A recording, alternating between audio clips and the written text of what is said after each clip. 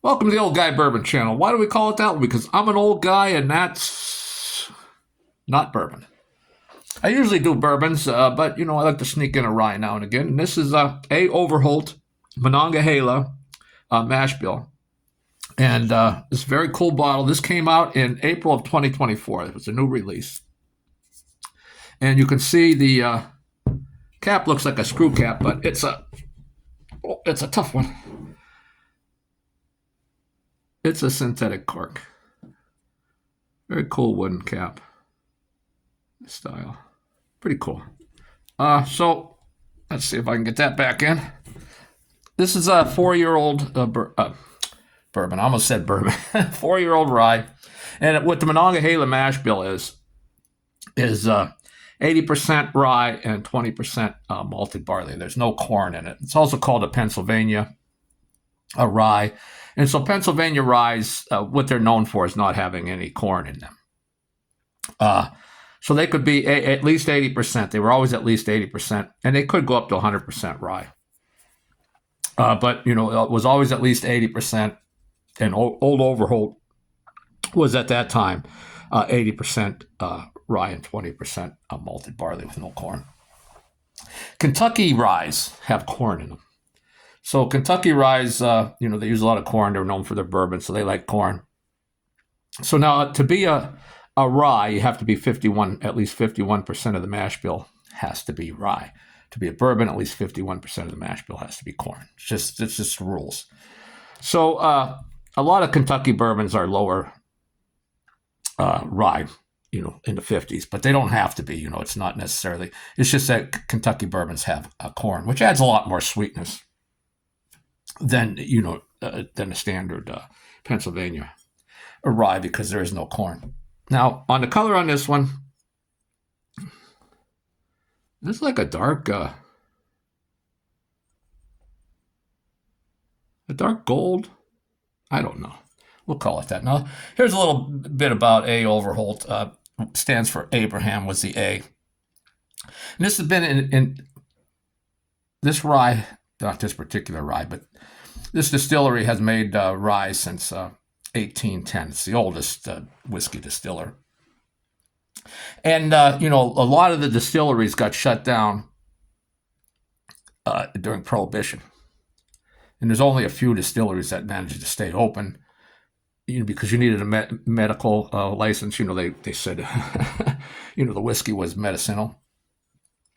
So this is one of the few distilleries that stayed open, and the reason it stayed open is that Andrew Mellon, at that time, was a part owner of the distillery. He was also Secretary of the Treasury, so he had a little pull, So he got a license in 1921 that allowed them. I think it was 1921, but it allowed them to stay continuously running. So they never shut down during that Prohibition. This is 95 proof. It's 4 years old.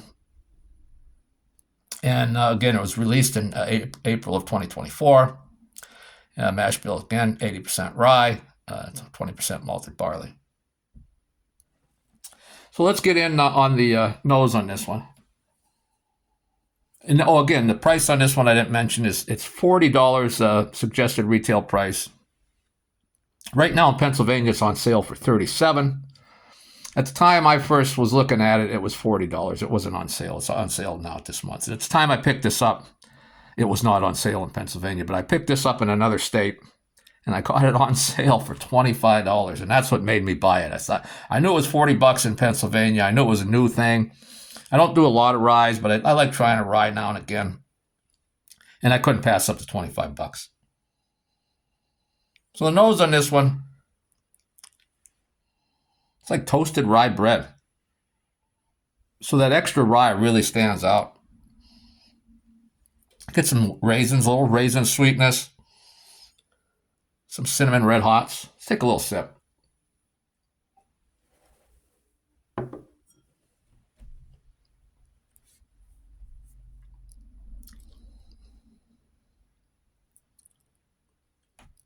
There's a little bit of ethanol there present, but there's my first sip of the day. Sometimes I'll have a little something prior to the review, so I get the first sip out of the way, but generally I don't. On a pellet, again, you get that like a buttery rye bread, like you toasted some rye bread and buttered it. That really comes through. And it's earthy.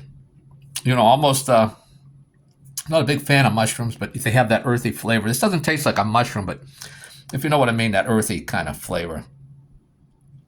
Again, we'll take another look at the color. It's a deep color, for only being 4 years old, but, it is a rye.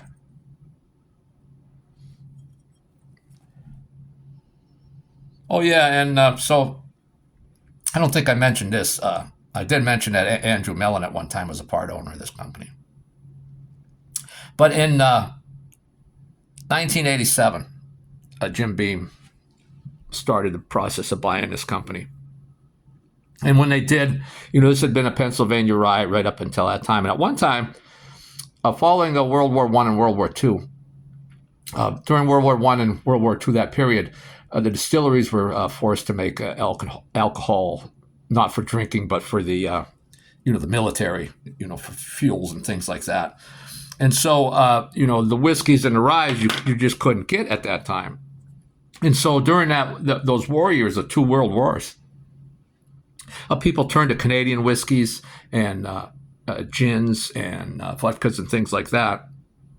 And that was quite a big period, between the 2 wars, like 25 years or whatever. And so when after World War II, and the distilleries, ground back up into making alcohol again, for consumption, Americans kind of lost their taste for rye whiskey and bourbons and that. And so a lot of places closed, and this was at one point the only national rye whiskey available in the U.S. market.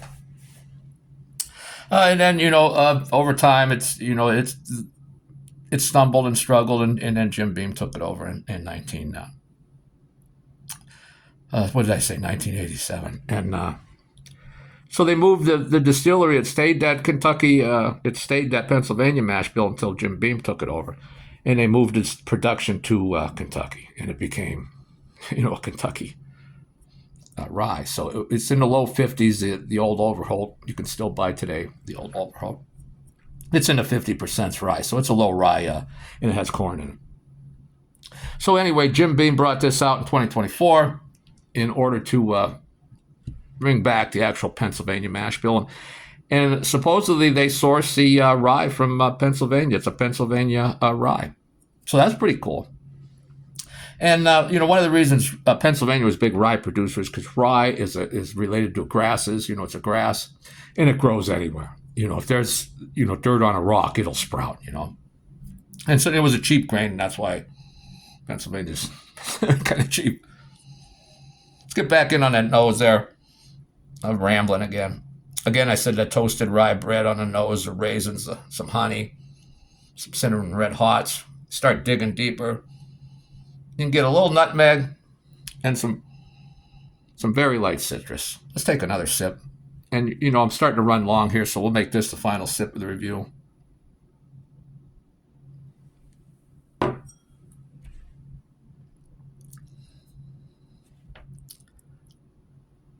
The ethanol really calmed down there. Drinking more like an 80 proofer than a 95 proofer. And now that butteriness comes out on the tongue. And I probably should do some more sips for a review, but it's running too long. That buttery rye bread is really forward there now. And surprisingly, along with that buttery thing, there's very nice, thick mouthfeel. A little bit oily. There's some honey, some black pepper, again, that earthiness. And I'm not sure how to, I said like a mushroom's earthy, and that's the only way I can describe that. And some baked apples and a little bit of light citrus on that. So it's got a nice flavor to it. And the finish, kind of long. There's some baking spice there. Then there's some light leather. Again, the cinnamon's coming through a little bit. There's a floralness, like I don't have a lot of flowers. I don't have any plants in my house. I don't go to flower shops, but I have been, unfortunately, to funerals. And, there'll be those flowers there, and how that That's just that flowery, it's like a scent, but it's also like a flavor, it kind of has that, just a lot of flowers, flowery, floral thing. But it's light. It's not like overpowering. And a little bit of light oak. So now I got this for $25. It's a bargain at 25. It really is. And I think at 40, it's not your standard rye, that you're probably used to, because there is no corn in it. But a lot of people just drink straight rye, so you'd be more used to that. But I think it's definitely a buy at 25, and at $40, I think it's worth taking a shot at. You might really enjoy it. And go ahead and leave a comment if you've ever had it. I know it's relatively new, a little over a year. Sometimes those things are hard to find, rolling out and everything. Just might have overlooked it. Let me know what you think about. Let me know what you think about ryes. If you'd like to see more ryes, maybe you'd like to see some rums or something on the channel. I'm open to anything. Well, that's all I have for today, and we'll see you next time.